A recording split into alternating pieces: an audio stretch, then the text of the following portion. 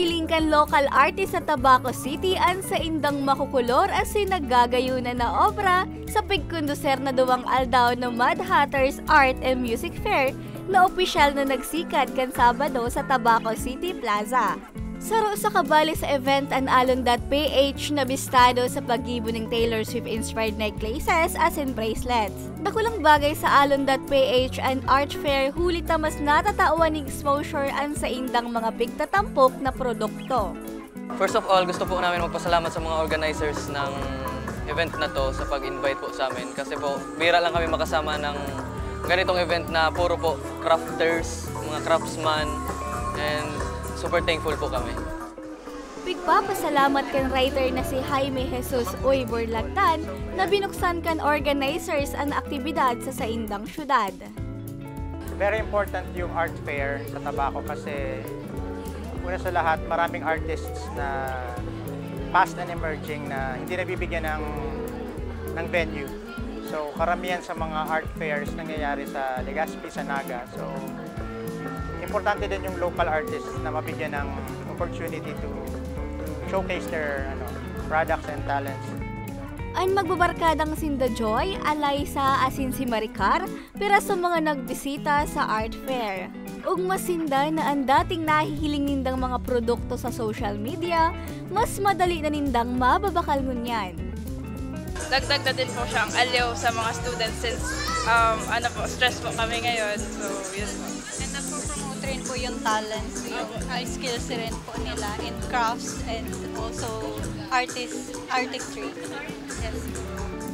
Sigun sa organizer kaining si Joy Cristi May Balde, creative director kan Studio Playground, binilog ninda ang aktibidad nga ni maipahiling kan sa indang mga local artists ang natatagong talento urog na sa arts crafts. In this event, we're trying to promote the local talents here talaga here in Tabaco City. Since po, most of the merchants here, as we have noticed, it's more on the young adult age. It ranges from 18 and above. And we wanted to give them this exposure naman para sila na din yung ma-highlight na no need naman mag-transfer to another city or hindi din si mahirapan kasi most of them are students para less gastos na din for them. And we wanted to yung fee, we wanted to make it lower so they can afford it as well. Para yung talagang ma-highlight ay yung gawa po talaga.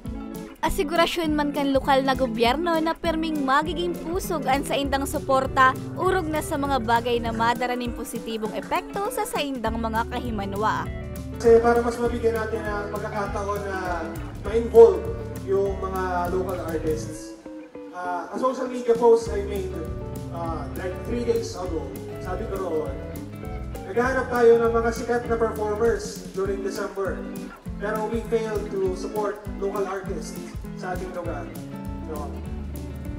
Which is quite insulting doon sa part na tayo nga mismo merong mga local artists pero hindi man lang natin mabigyan ng suporta.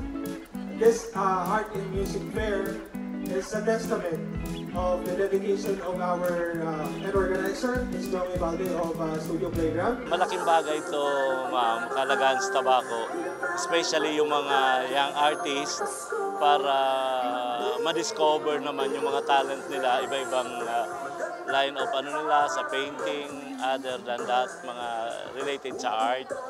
Maaraman man din sa First District, Tabaco, may mga maray man na mga artists, may mga artists kita na pwede taman ika-compete sa ibang lugar, especially their product para maka-boost man ang Tabaco.